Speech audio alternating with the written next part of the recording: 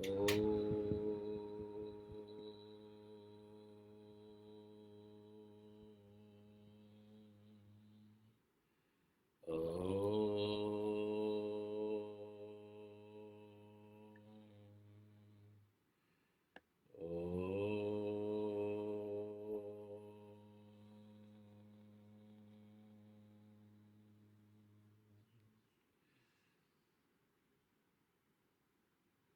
गुरुर्ब्रह्मा गुरुर्विष्णु गुरुर्देवो महेश्वरः गुरुर्साक्षात् परब्रह्म तस्मै श्री गुरुवे नमः।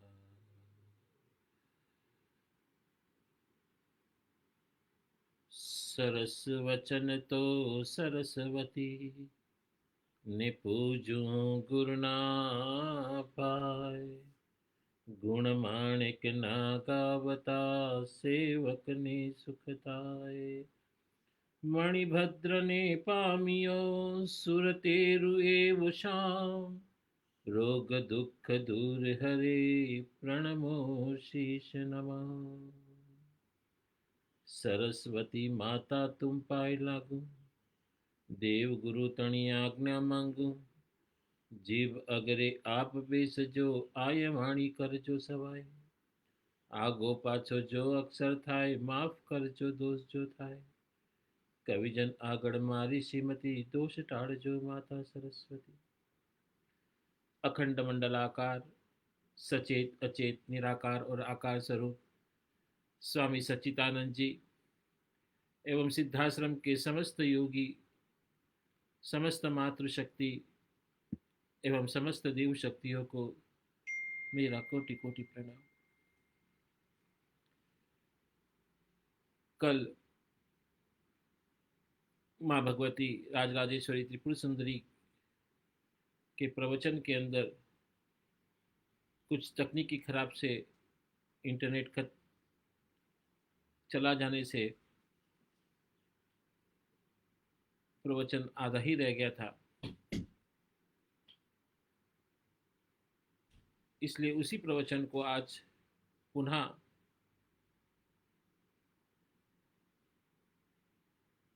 जो मंत्र की परिभाषा है, जो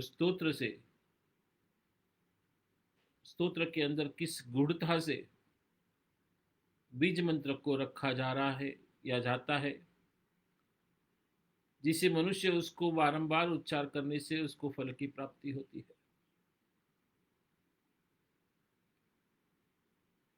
इसलिए पहले भगवती माँ राजराजेश्वरी त्रिपुर सुंदरी के चरणों में वंदन करते हुए, उनका ध्यान करते हुए, सिंदूरारुण विग्रहं त्रिनयन्यां माणिक्यमौलिस्फुरतः तारानायकशेखरम् स्मितमुखीमापनवक्षोरुहां पाणिभ्यामलिपूर्णरतचषकं रक्तोत्पलं बिभ्रन्ति सौम्यरतघटस्थरक्तचरणाध्याये पराम्बिकाम्।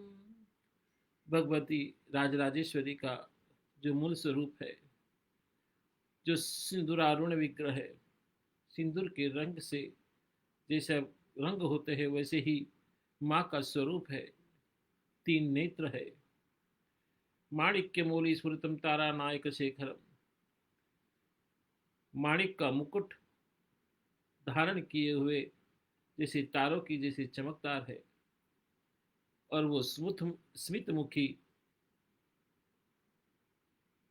और हमेशा हंसती हुई दृष्टिगोचर होती है।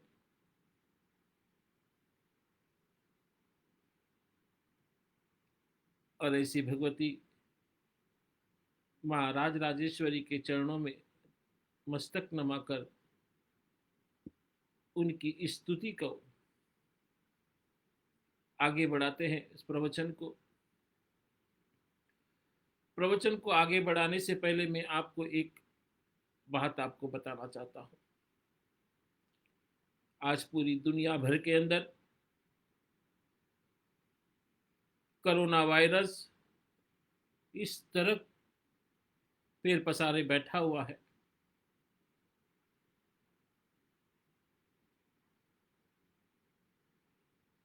और मनुष्य उसकी अंदर में रही हुई जो कोरोना वायरस में उसमें क्रूरता जो है उसको सब लोग समझ नहीं पा रहे हैं।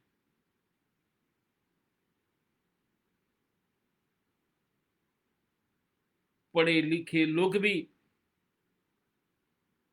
जो अपने आप में ग्रेजुएट कहलाते हैं, पढ़े लिखे हैं, धनाढ़ लोग के हैं, जो समाज में जिनकी मान और प्रतिष्ठा है, ऐसे लोग भी इस बात को इतनी सहजता से ले रहे हैं कि कोरोना नाम का कुछ है ही नहीं। पर इस बात का ध्यान रखना कि ये जून और जुलाई महीना बहुत ही भयानक है। इसमें कोरोना वायरस अपने इतने सारे पैर पसार देगा जिसकी मनुष्य इस धरती पे कभी कल्पना भी नहीं कर सकता। आपको ये सूचित करता हूं, घर में रहे, अनावश्यक कारण के बिना घर से बाहर न निकले। कुछ दवाई लेनी हो तो बाहर जाए, डॉक्टर को दिखाना है तो ही बाहर जाए, अन्यथा घर से बाहर पैर न रखे। जीवन है तो सब कुछ है, और जीवन खत्म, सब कुछ यहाँ का यहीं धरा रह जाओगे।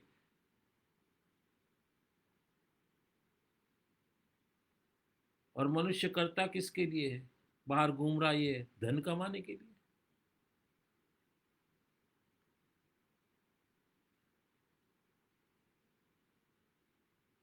कंपनी में जाता है तो धन धन करता है,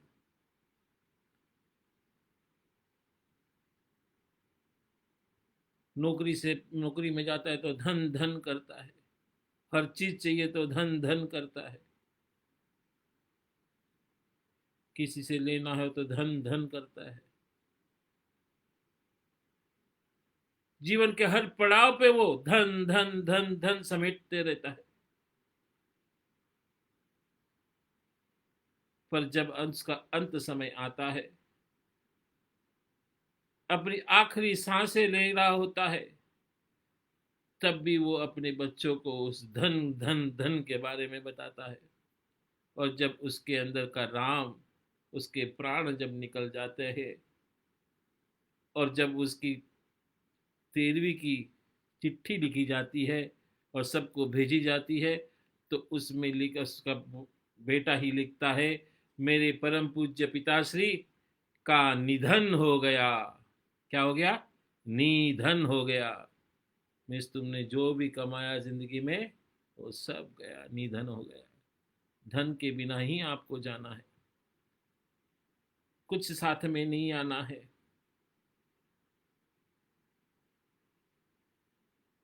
पर आप इस बात को ध्यान से सुने,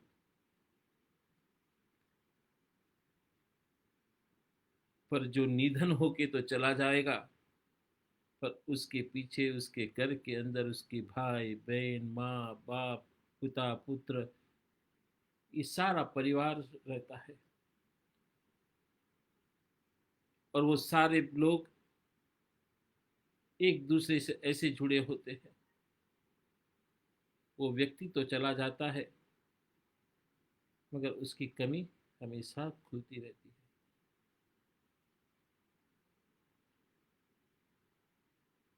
तो ऐसी बीमारी आपको न लगे, आपके परिवार को न लगे, इसकी तकेदारी आपको लेनी होगी। अन्यथा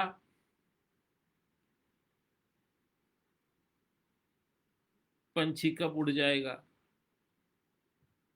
कब राम उसके राम धाम में ले जाएंगे, पता नहीं।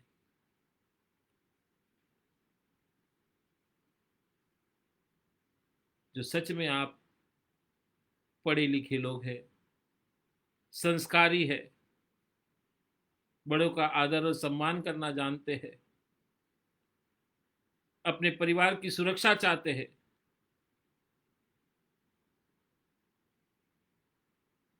तो इतने महीने आपने निकाले, तो मेरा खाली कहने का तात्पर्य है कि सितंबर के अंत तक आप भी उसके ऊपर कायम रहे, क्योंकि जून और जुलाई में इतना बढ़ जाएगा जिसकी कल्पना भी करना मनुष्य को अंदर भयभीत कर देती है।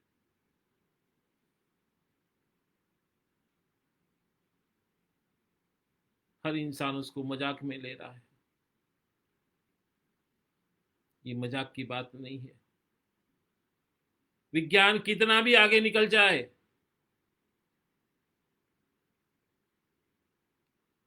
आज इस धरती के ऊपर कितने वैज्ञानिक हैं, कितने देश सारे हैं, इतने अपने आप को विज्ञान के प्रगाढ़ बनाते बताते हैं। कहा गया आज उनका विज्ञान? सब धराशायी रह गया। उस परमात्मा के आगे किसी की नहीं चलती, उस प्रकृति के आगे किसी की नहीं चलती।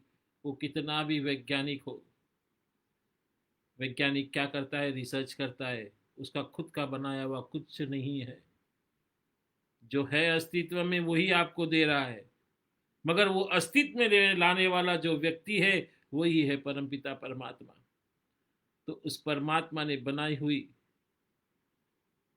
इस खूबसूरत दुनिया को संभाल के रखो, तो आपकी आने वाली पीढ़ियां भी उसको सुंदरता से देख सके।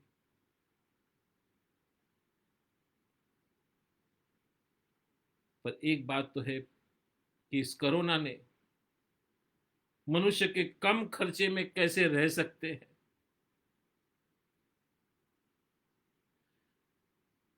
अपने परिवार के साथ में कैसे रह सकते हैं, जो नास्तिक है उसको भी धर्म के साथ में कैसे जोड़कर रख सकते हैं, ये सारी चीजें सिखा दी।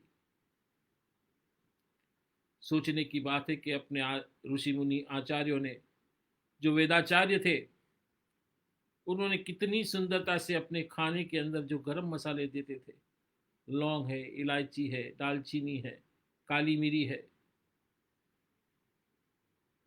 ये अपने रोजिंदा जीवन के अंदर खाने की चीजों के अंदर डाला जाता था, जिसके कारण से अपने को किसी रोग को प्रभाव अपने शरीर पर होता नहीं था। इसलिए आज हिंदुस्तान के अंदर कोरोना की आज चौथे नंबर पर आ गया है, मगर उसकी मृत्यु की रेखा बहुत कम है। इसका कारण ही यह है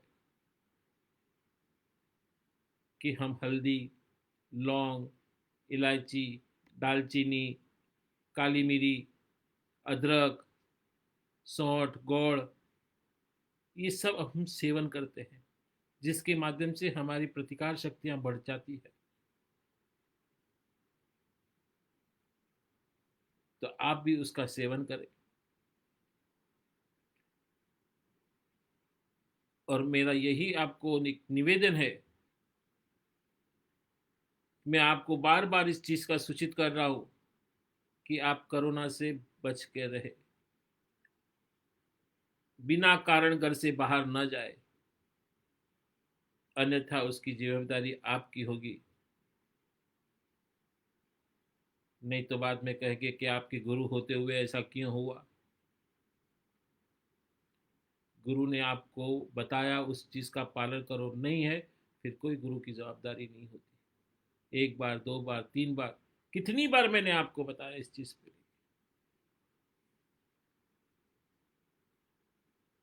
कितने लोगों को तो यहाँ फोन करके मैंने बोला कि आप घर से बाहर मत निकलना, मगर अपनी ज्यादा लिखाई पढ़ाई का ज्यादा पर्चा देते हैं कि मैं ज्यादा समझदार हूं, मेरे बिना दुनिया चलेगी नहीं, मेरे बिना कोई क्रिया होगी नहीं, मैं नहीं रहूंगा तो दुनिया का क्या होगा। ऐसी मानसिकता मनुष्य के जीवन के अंदर ये दिखा देती है कि वो कितना लिखा पढ़ा इंसान है। अरे जब तुम रहोगे तो ही धर्म की रक्षा कर पाओगे, देश की रक्षा कर पाओगे, कि समाज की रक्षा कर पाओगे। अन्यथा यहाँ का यहाँ धरा रह जाएगा। ज़्यादा से ज़्यादा लोग क्या करेंगे, आपकी फोटो या प्रतिमा बनाकर माला डाल देंगे और कुछ नहीं करने वाले। तो इस बात को समझ लेना। और जिसको जिसको बताया हो प्रवचन में, मैं जिसको बोला है वो बराबर सुन रहा है उस चीज को, और समझ रहा है कि गुरुजी मेरे लिए बोल रहे हैं।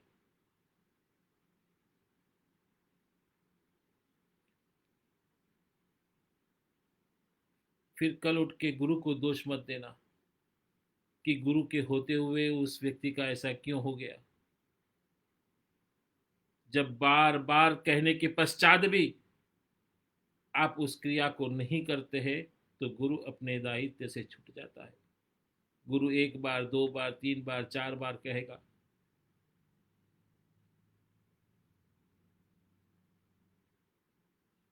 और चार बार के अंदर भी जो वो इंसान नहीं समझता, तो ऐसे मूर्ख आदमी से बार बार गुरु नहीं कहते। आज कटु वचन बोलने पड़ रहे हैं क्योंकि दर्द होता है कि जिसको मैंने अपने आत्मा का, उस ऊर्जा का मैं तत्व उसके शरीर में छोड़ा है दीक्षा के माध्यम से, और उसको कुछ हो जाएगा तो वेदना मुझे भी होगी। और उसी वेदना के कारण मैं आज इस कटु शब्द में आपको बोल रहा हूं। अपने आप को इतना समझदार और होशियार न समझे, प्रकृति के आगे किसी की नहीं चलती।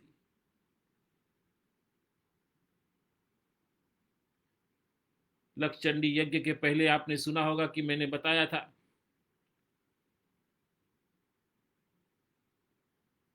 कि इस धरती पर क्या क्या होने वाला है। तभी बहुत से लोगों ने इसका हास किया था। पर आज जो चीजें सामने आ रही है, बहुत से लोगों के फोन आते, गुरुजी आपने जो लक्षचंडी में कहा था हूबहू बहू वैसे का वैसा हो रहा है। क्योंकि प्रकृति का जब तीर चल जाता है वहां से, तो उसको रोका नहीं जाता, उसकी गति को कम किया जा सकता है। इसलिए लक्षचंडी के माध्यम से इस वातावरण को इस तरह से निर्मित किया कि उसकी कम से कम हानि मानव समाज को हो। मगर इतना प्रवचन सुनने के पश्चात भी, गुरु की वाणी सुनने के, यहां तक कि मैं अपने खुद चलकर फोन कर रहा हूं कि बेटा मत करो ऐसे, घर से बाहर मत निकलो,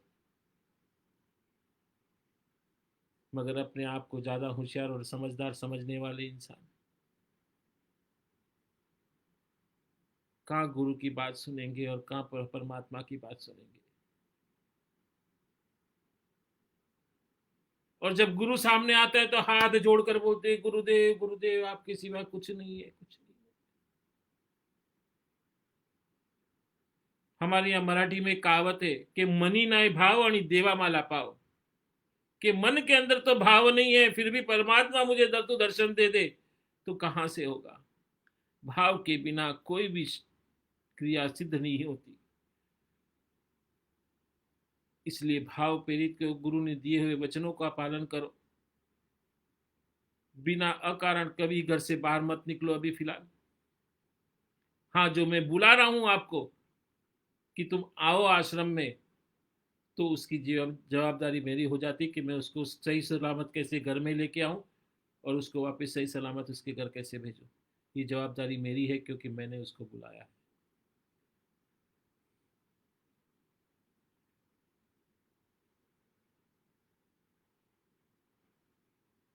पर आज इस कठिन परिस्थिति में अपने बच्चों का, अपने माता पिता का, अपने भाई बहन का, अपने पिता पुत्र का और अपनी पत्नी का ध्यान रखे, अपने दोस्तों का ख्याल रखे,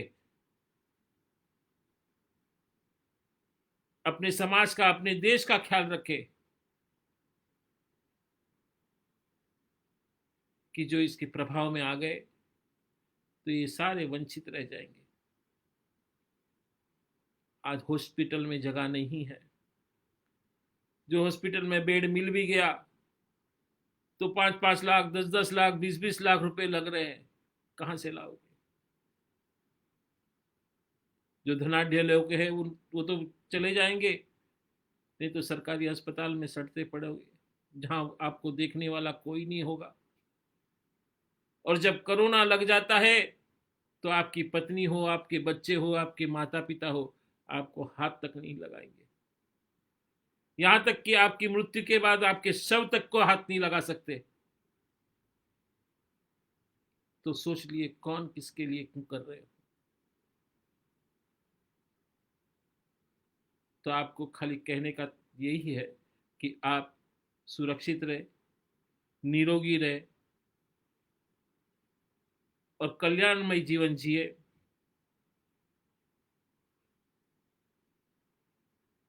और मेरी इस बात का ध्यान रखना कि बिना कारण घर से बाहर ना निकले। जो सच में आपने मुझे गुरु माना है, कहने का तात्पर्य है कि तमेव माता पिता तमेव तमेव बंधु सखा तमेव तमेव विद्या द्रविणं तमेव तमेव सर्वम मम देव देव। कि तू माता गुरु माता है, गुरु पिता है, गुरु बंधु है, गुरु सखा है, अंत में गुरु को परब्रह्म भी कहा गया है। जो उस चीज को आप अपने हृदय में धारण किया हुआ है मेरे को, तो मेरी इस बात का ध्यान रखना कि अकारण कभी घर से बाहर ना निकले। अगस्त के अंत में निकले, अगस्त के 25 तारीख के बाद घर से धीरे धीरे निकलेंगे, शुरू करेंगे तो चलेगा, अन्यथा निकला नहीं। तो इस चीज को मैं यहीं पे आपको खाली इतना बोध देता हूं कि आप बिना कारण घर से नहीं निकले और आपका जीवन सुखी रहे, आपका परिवार सुखी रहे, निरोगी काया रहे और मैंने बताए हुए नियमों का पालन करें। अभी अपने प्रवचन को आगे चलाते हैं।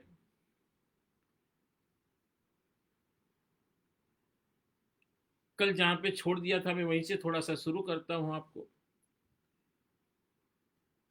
के शिवम शक्त्या युक्तो यदि भक्ति सुक्तम प्रभवितुम नच्च देवम देवो न खुलु कुशलम संदीपतो पति अस्तवामाराध्यम हरिहरहम विरचादिभिरपि प्रणतु स्तोत्रम ताक्रमपुक्तम पुण्यम प्रभति। कि शक्ति से युक्त ही शिव पंच प्रपंच की जो प्रपंच है, इस सृष्टि को निर्माण करने में, वैलय करने में, पालन करने में,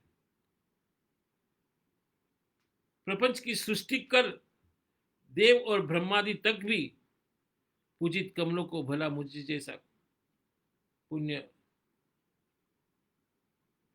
कि वो जो पूजित है तो मैं उससे कैसे दूर रह जाऊं, तो मैं कैसे उनसे हीन हूं कि मैं जो आपकी स्तुति नहीं कर सकता।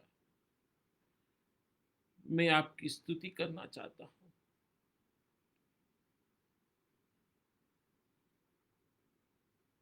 मैं भी इस सृष्टि का प्रपंच करना चाहता हूं। जिस तरह ब्रह्मा विष्णु महेश भी आपका ध्यान धारण करते हैं और पूर्ण शक्तिमान होता है, उसी तरह मैं भी एक बालक की भांति आपके पास में हीन होते हुए भी मैं आपकी अर्चना करने पर विवश हो रहा हूं। यहां पे मैं इसकी व्याख्या करूं, इस स्तोत्र की, इस ऋचा की व्याख्या करूं तो मैं शिव से ऊपर, शिव से ही तात्पर्य है, क्योंकि शिव व सदाशिव महाप्रेत है, जो महाप्रलयावस्थाओं के निष्कर्ण्य गुण ब्रह्म का घोतक है। प्रेत का शब्दार्थ है प्रकर्षण गतः, अर्थात सर्वोत भाव से चला गया। चले जाने का अर्थ निष्क्रिय हो जाना है। वहीं शिव विकासात्मक अवस्था में शक्ति से युक्त होकर अपना विकास करते हैं, अर्थात इच्छा शक्ति से एक को हम बहु श्याम हम भावना से प्रपंच की सृष्टि करते हैं। इसका बोध ऊपर श्लोक में जिस तरह मैंने बताया पहले कि प्रभिविंतु से होता है। प्रभिविंतु का अर्थ है प्रकृष्ट, सम्यक प्रकार से होना। सम्यक प्रकार से होने से मतलब है अपने को विश्व रूप में लाना। शक्ति से यहां अच्छा ज्ञान और अच्छी क्रिया, इन त्रिशक्तियों से मतलब है। शक्तियों की संख्या है असंख्य है, मुख्य यही है। शक्ति दर्शन के मत से, आप शक्ति दर्शन की कभी आपने वाणी सुनी होगी या आपने पढ़ा होगा उस चीज को, तो उसमें लिखा कि धर्म शक्तियां हैं। धर्म क्या है? शक्तियां हैं।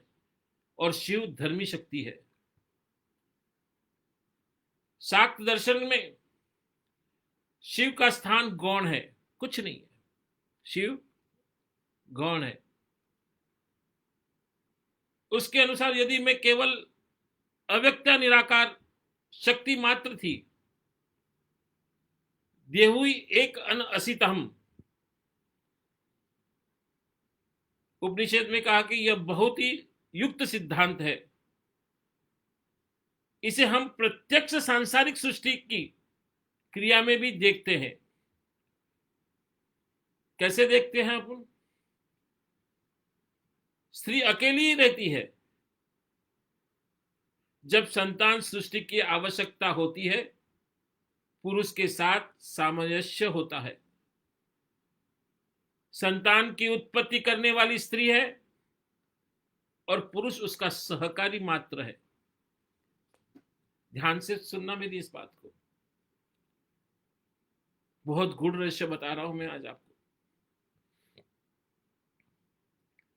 पुरुष खाली उसको लेश मात्र सहकार देने वाला है। इसी प्रकार जगत का मूल कारण शक्ति, मातृभ्रम और सहकारी शिव गौण कारण है। निराकार पर ब्रह्म का रूप शक्ति का है और साकार रूप में शक्ति शिव द्वारा व्यक्त होती है। इस दर्शन में ब्रह्म का बोध धर्मी शक्ति मात्र से होता है। इस सिद्धांत का समर्थन हर आचार्य और ऋषि मुनियों ने, स्तोत्र ने, पाठों ने किया है कि शिव शक्ति से भिन्न नहीं है। शिव शक्ति से भिन्न नहीं है। सपन दिन तुम, हम स्तोत्र के अंदर शब्द आता है सपन दिन तुम, से अर्थ होता है हंस मात्र से प्राप्त है। हंस, मैं हंस की परिभाषा बाद में और भी बताऊंगा मैं आपको कि हंस मात्र से है, क्योंकि पिंड में स्पंदन जिसको नाद कहते हैं, अपने पिंड के अंदर जो स्पंदन होता है, जब कुंडली मूलाधार से उठकर सहस्त्रदल तक चलती है,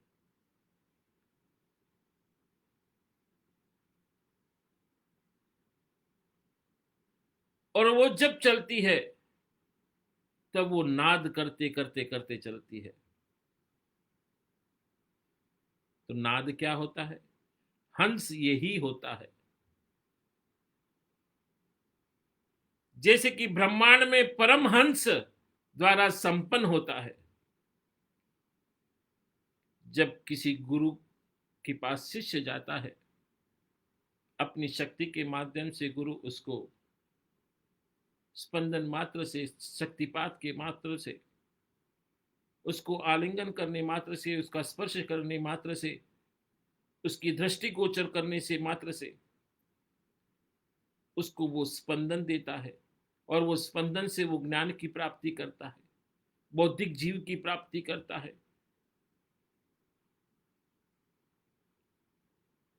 और वो ज्ञान के अंदर प्रेरणा करता रहता है कि मेरे को ये करना, ये करना, ये करना। ये प्रेरणा कौन देता है? वो हंस देता है, परम हंस देता है। व्यक्ति अपने आप कभी इच्छा के विरुद्ध अंगूठा तक नहीं हिला सकता। जब तक परमात्मा उसके अंदर, मन के अंदर, जब उस स्पंदन के माध्यम से इच्छा व्यक्त नहीं करता, तब तक मनुष्य अपने अंगूठा तक नहीं हिला सकता। इसलिए परमहंस अपने स्पंदनों के माध्यम से, अपने ऊर्जा के माध्यम से हर शिष्य के अंदर वो ऊर्जा भरता रहता है कि वो आगे के आगे, आगे के आगे सीखता रहे। जरूरी नहीं कि गुरु सामने बैठकर ही उसको सिखाए, मगर ऐसे भावार्थ तैयार कर देते हैं, ऐसा माहौल तैयार कर देते हैं कि वो अपने आप सीखने लग जाता है। इसलिए हंस बीज ये शिव का है और साहा बीज ये शक्ति का है। ध्यान से सुनना, हम ये बीज शिव का है, ये बीज मंत्र शिव का हम बीज है, और शक्ति का बीज मंत्र क्या है? सहा।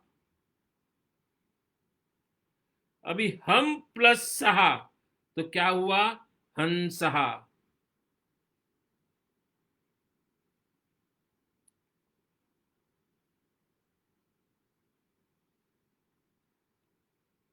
और स प्लस हंसोहम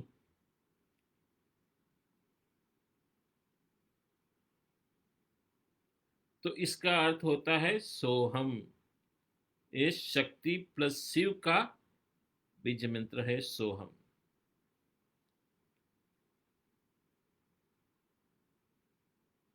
भक्तांबर की एक ऋचा में आता है, सोहम तथापि तव भक्ति वसा मुनीश। कि सोहम ये शब्द हर भक्त, शिष्य, ऋषि, मुनि, आचार्य सभी इसी मंत्र का जाप करते हैं। किस चीज का? सोहम मंत्र का। अब अगर सोहम से सकार हटाकर, सोम से सकार को हटाकर, तो वो केवल क्या रह जाएगा? सोहम में से स निकाल दो और बाद का पीछे का ह निकाल दो,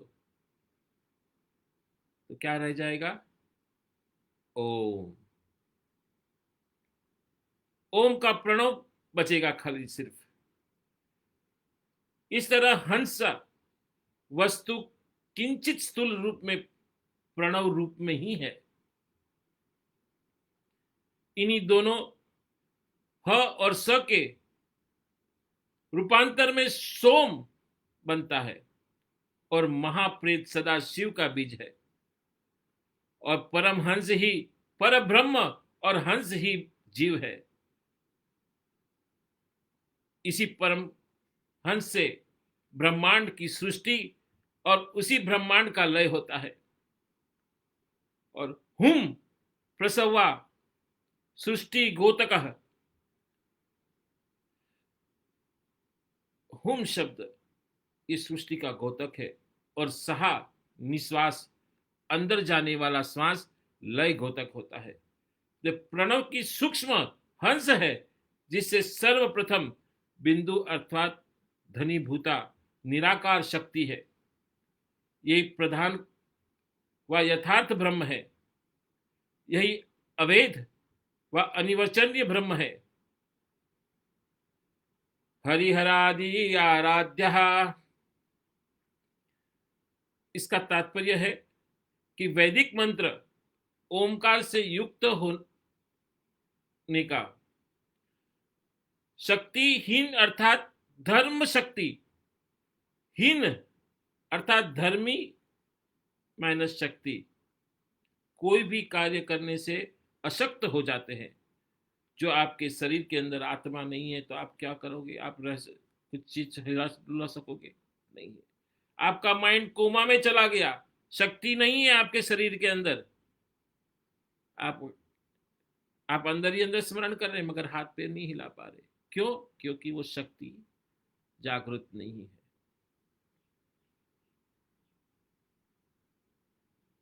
जो शिव शब्द अब हम उच्चार करते हैं,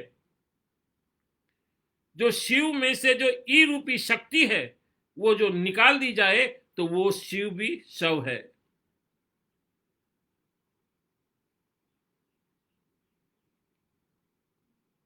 वंदन में समर्थता इस हेतु से कही गई है कि जिसके रूप और गुण का ज्ञान होना दुष्कर है, उसकी वंदना किस प्रकार हो। वंदना का अर्थात तात्पर्य है ब्रह्मज्ञ चिंतन और नमस्कार या प्रणाम। तो इस अवस्था में असंभव ही है, क्योंकि प्रणाम का अर्थ स्तुतिकार ने बहुत तरीके से लगाया है।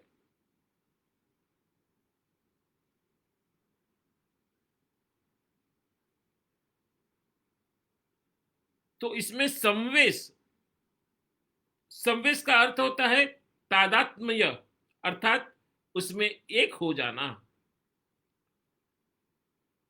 और मनुष्य एक कब होता है, जब अपनी शक्ति को वो जागृत करता है।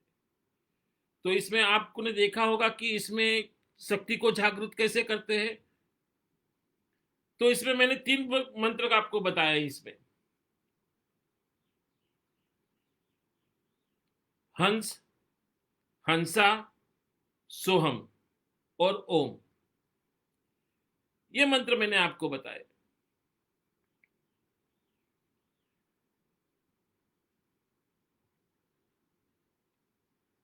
शक्ति और शिव में, शक्ति और शक्ति मान व धर्म शक्ति, और धर्म शक्ति से प्रधानता धर्म शक्ति ही है।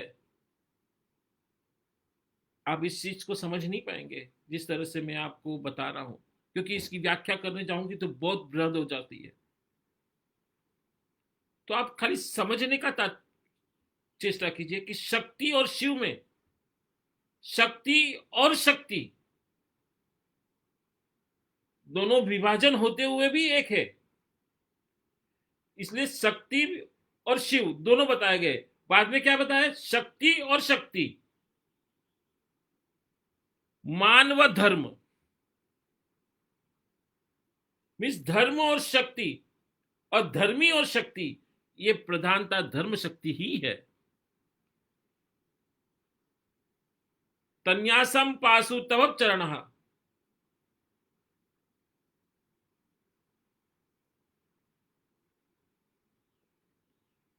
इसको पकड़ के रखना है।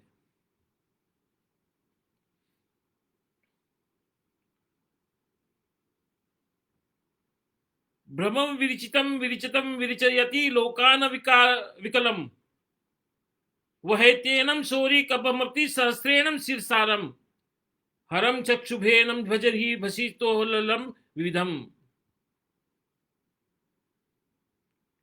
कितना सुंदर ऋचा है कि ब्रह्मा ने तुम्हारे चरण कमल से धूली कणों से ही लोगों की सृष्टि की है। विष्णु इन लोगों को अपने संपूर्ण सामर्थ्य में अपने हजारों सिरों पर रखे हैं, और शिव ने इसको भस्म साध कर उसकी भस्म से अपने शरीर को धूसरित कर रखा है।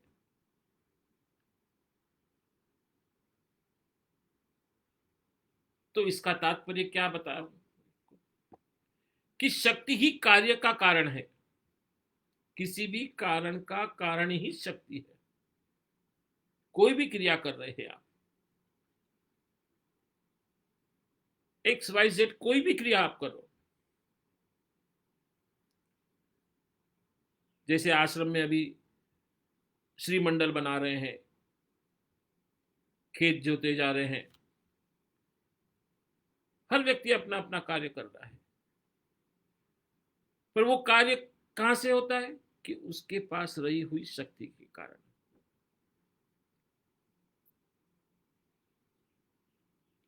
जितने और भी कार्य होते हैं उसका कारण ही शक्ति है। कारण से तात्पर्य है केवल प्रधान कारण से, खाली प्रधान कारण होना चाहिए। एक कारण के अनेक कारण हो सकते हैं, एक कार्य से अनेक कारण होते हैं।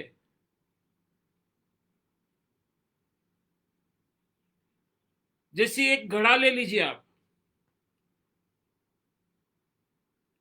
घड़ा ये एक मटका जिसको हम कहते हैं, चरु बोलते हैं।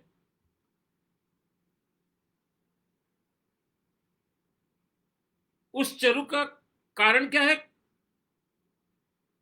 कार्य क्या है? घट है। घट मीन्स मटका है। मगर उसके कारण देखने जाओ तो और भी है। जो मटका बनाने वाला व्यक्ति है वो एक कारण है, मिट्टी है, मृतिका जो है वो कारण है, जो चाक होता है जिसपे ऊपर वो कुम्हार करता है वो एक कारण है, वो कुम्हार के हाथ में जो लकड़ी रहती चाक घुमाने की वो एक कारण है, जल पानी एक कारण है। परंतु कुंभ का मुख्य कारण कुंभकार है। यहाँ पर कौन है? कुम्हार है। अगर उसका कोई प्रेरक न हो, अन्य कारण गौण या सहकारी है, और यदि प्रेरक हो तो किसी भी प्रेरणा से कुंभकार घट बनाता नहीं है। तो यह प्रेरक ही मुख्य कारण होता है। इसे यह समझना ठीक नहीं है कि ब्रह्म की उपाधि स्वरूप शक्ति प्रपंच का कारण है। उपाधिवादी तो वैश्विक मत वाले हैं, जिसकी असिद्ध कार्यवादियों में गणना है। इच्छा शक्ति उपाधि रूपिणी नहीं है, यह सद ब्रह्म धर्मी शक्ति की एक सजान्य धर्म शक्ति है। वेद यही कहता है कि ब्रह्म के सिवाय कोई दूसरा पदार्थ है ही नहीं, क्योंकि हर चीज ब्रह्म है।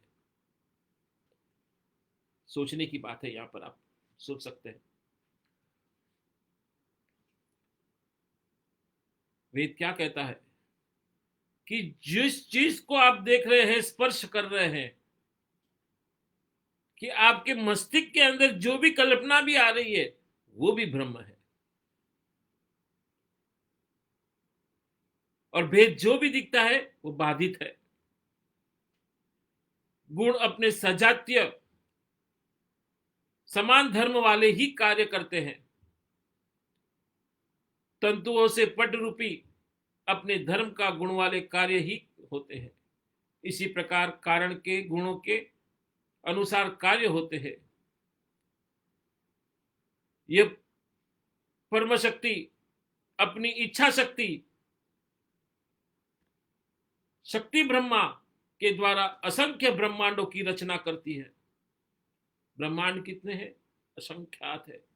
जिस धरती पर हम रह रहे हैं ऐसी अनेकों धरतियां हैं, अनेकों सूरज है, अनेकों चंद्रमा है, अनेकों तारे हैं। ऐसी अनेकों ब्रह्मांडों की रचना करती है। ये तो उसके पास रज के कण कण से लोगों का सृष्ट होना उसकी महत्ता व्यक्त करता है।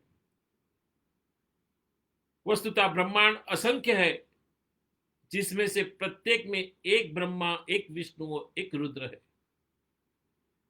इसलिए एक ब्रह्मांड नित्य लय और उत्पन्न है। ब्रह्मांड के लय होने पर उसकी सर्जन, पालक और संहार शक्तियां लय होती है, और उस महत्व महियानम की एक इच्छा उसी प्रकार की होती है। सहस्त्र शीर्षः पुरुष व शेष नाग के धारक व पालक शक्ति का बोध होता है। विष्णु की एक संज्ञा है। भगवान विष्णु किसकी संज्ञा है? कि जिसका पालक करता है। पालक कौन करता है? पालक के ऊपर क्यों शेषनाग विराजमान है, शेषनाग की फण विराजमान है। और उस शास्त्रकारों में, वेदों में बताया है कि शेषनाग की फण के ऊपर धरातल थमी हुई है।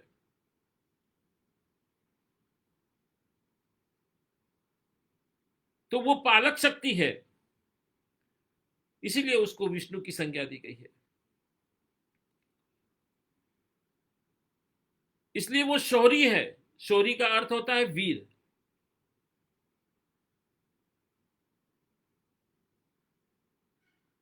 और इसलिए वो हर भी है।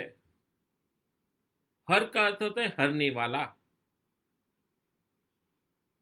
परमा शक्ति की ही क्रिया शक्ति की सहायता से ब्रह्मांड का लय कर अपने शरीर में उसे मिला लेता है।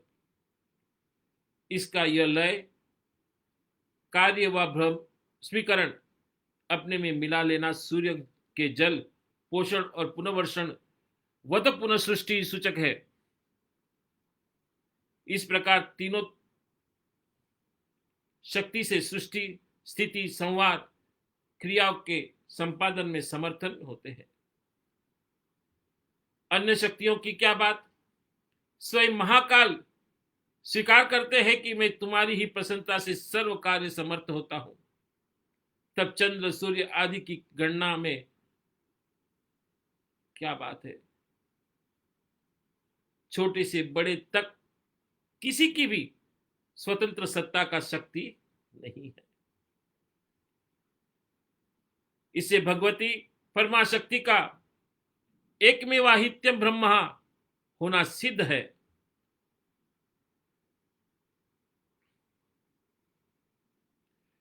अविद्यम नाम तिस्मित्रम महीरोहिदम पकरिः जड़ानां चैतन्यम स्तपकम अर्कदम युक्ति शिरः दारिद्र्यम चिंतामणि गुणिकानां जन्मः जदोनम युग्नानम द्रष्टा पुरोरिपुम वराहस्यं भवति। स्तोत्र में कहा गया है कि तुम अज्ञानियों के अज्ञान रूपी अंधकार का नाश करने वाली ज्ञान रूपी सूर्य को तुम बुद्धिहीन को चेतना रूप को मधु बनाने वाली धारा हो। तुम दरिद्रों की चिंतामणि की माला की मणि हो। भव सागर में डूबे हुए मूल राक्षस के शत्रु वराह भगवान की दृष्टा। दृष्टा का यहां अर्थ होता है दांत। दांत हो। तो इसमें जो देखा जाए कि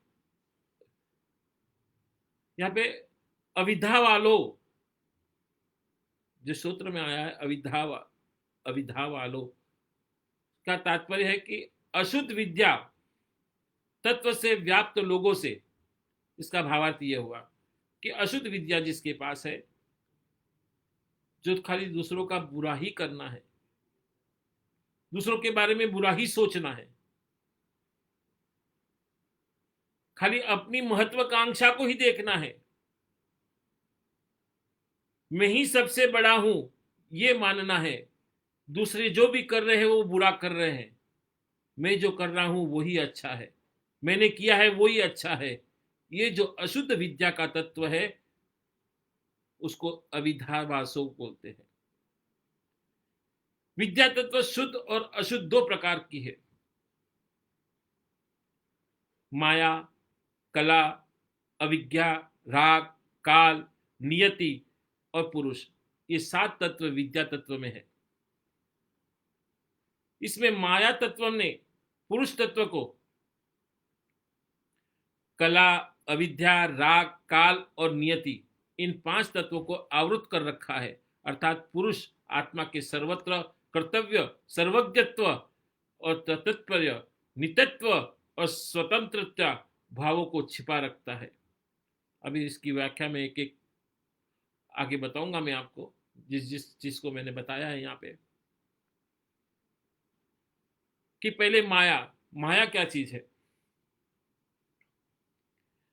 क्योंकि आपको जो भी चीज दिख रही है वो सारी माया है। उस परमपिता परमात्मा उस परम शक्ति की ये सारी माया रची हुई है।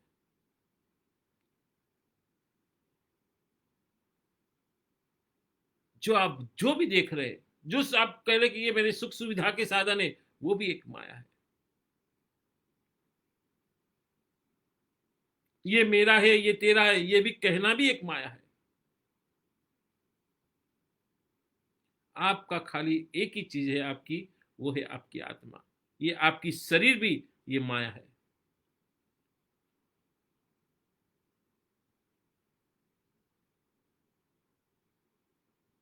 तो इस माया को कैसे रंग दिया जाता है? वो है कला से। दूसरा शब्द आता है कला। अनेकों प्रकार के लुभावनी चीजें अब प्रकृति को भी निहारते हैं। अभी बारिश का सीजन चल रहा है, तो पहाड़ों पे जाते समय कितने वाटरफॉल्स दिखते हैं, कितनी हरियाली, और हरी उसको देखे तो मन शांत प्रचित हो जाता है। नए नए पक्षियों की कलकलाहट, नए लोगों को देखना, अपने आप के अंदर आनंद महसूस करना, ये उस परमात्मा की कला है।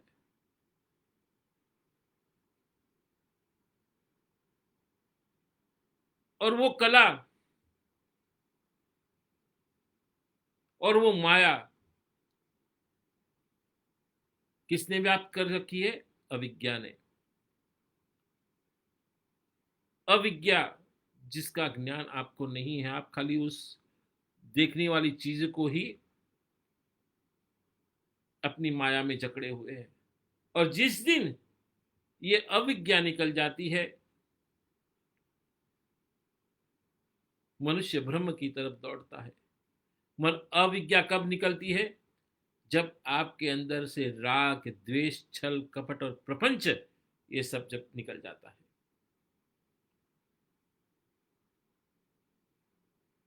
बहुत से लोग बोलेंगे, गुरुजी ये तो आप ही करेंगे, हमारे अंदर से राग, छल, कपट, प्रपंच आप ही निकालेंगे। सब जब गुरुजी करेंगे तो तुम क्या करोगे? बैठ के भजन के भोजन? अपने आयामों द्वारा, गुरु ने बताए हुए कर्मों के द्वारा, नियमों के द्वारा, अपने आत्मसमर्पण के द्वारा उस राग, द्वेष, छल और कपट के ऊपर अपना प्रभुत्व जमाना है। और जब वो राग और ये सब जब निकल जाते हैं, तब अविद्या खत्म हो जाती है।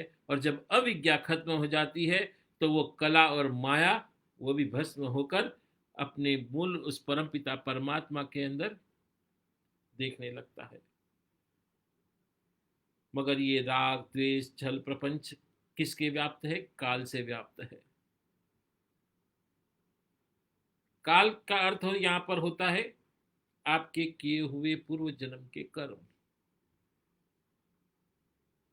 और वो काल ही आपको ये करवाता है। मगर जो गुरु के शरण में जा रहा है, गुरु ने बताए हुए नियमों का पालन कर रहा है, तो काल भी आपका कुछ नहीं कर सकता। इसलिए कहते हैं कि जब शिव रूठे तो गुरु उबारे। जब शिव क्रोधमायन हो जाता है और शिव अपना त्रिशूल लेकर जो फेंक दे, मगर जिसके कंठ के अंदर गुरु मंत्र का नाम है, गुरु की चैतन्यता उसके अंतकरण के अंदर व्याप्त है, तो भगवान शिव का त्रिशूल भी उसको कुछ कर नहीं सकता। मगर जब गुरु रुठ जाए और गुरु जब अपना दंड उठाकर जो किसी के ऊपर छोड़ दे, तो भगवान शिव भी उसको बचा नहीं सकता। इसी को काल कहा गया है।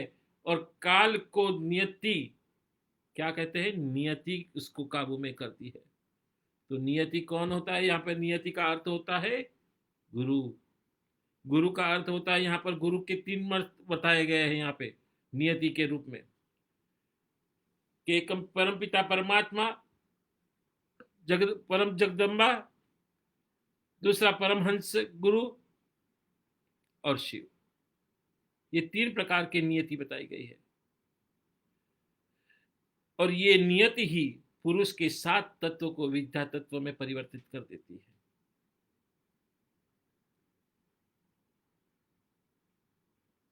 तो इस तत्व को आप समझे।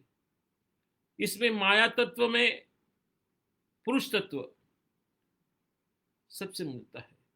जड़ का अर्थ यहां पर जड़ भी बताया गया है कि जड़ का अर्थ मात्र अशुद्ध आत्मा, तत्व से ग्रस्त आत्मा जड़ता है, अचेतना है।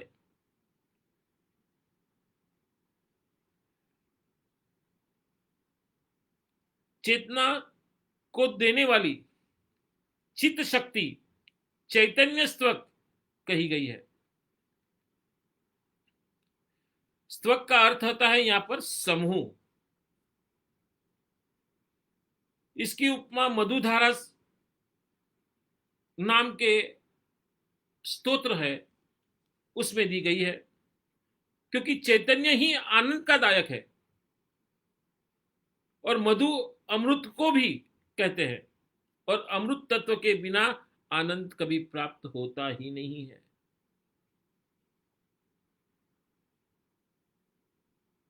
दरिद्र है, संपत्तिहीन है। यह संपत्ति दो प्रकार की होती है, ऐथिक और देवी। भगवती दोनों प्रकार की संपत्ति,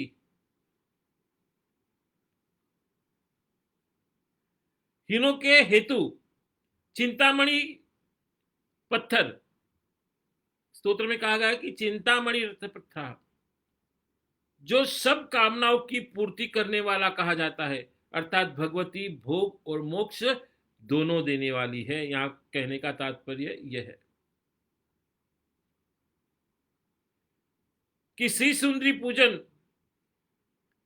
तत्प्राणा भोगेशम मोक्षम च कथ सक एवं, जैसे वराह भगवान ने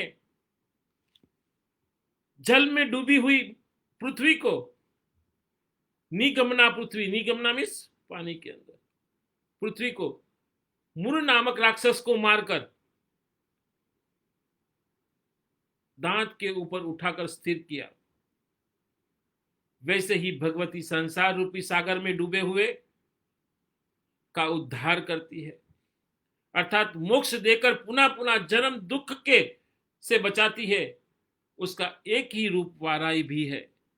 सागर से पुरुषार्थ का बोध होता है, या अन्य रूप का उल्लेख न करके वाराही रूप का उल्लेख ये बोध कराता है कि भगवती इसी पुरुषार्थ चतुष्टय रूपी सागर में उद्धार करने वाली और पुरुषार्थ चतुष्ट को देने वाली है।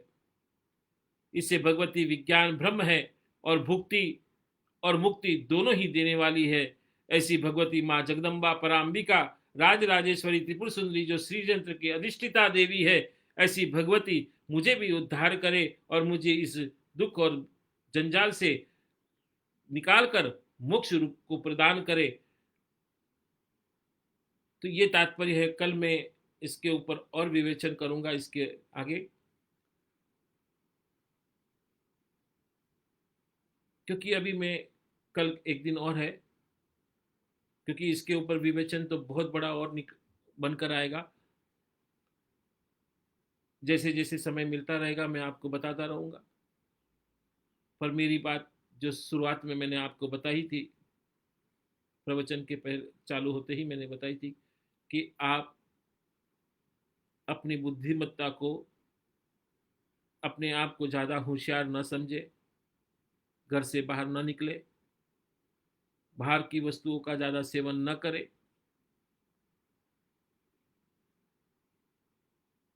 नहीं तो कोरोना किस रूप से घर के अंदर प्रवेश कर जाएगा इसको आप बता नहीं सकते। इसलिए मैं कहता हूँ, बार बार कहता हूँ कि आप संभल के रहना, स्वस्थ रहना, निरोगी रहना और हमेशा आनंदमय रहना। माँ भगवती पराम्बिका आपके ऊपर कृपा करती रहे, यही आशीर्वाद के साथ में मैं अपने इस प्रवचन के शब्दों को विराम देता हूँ।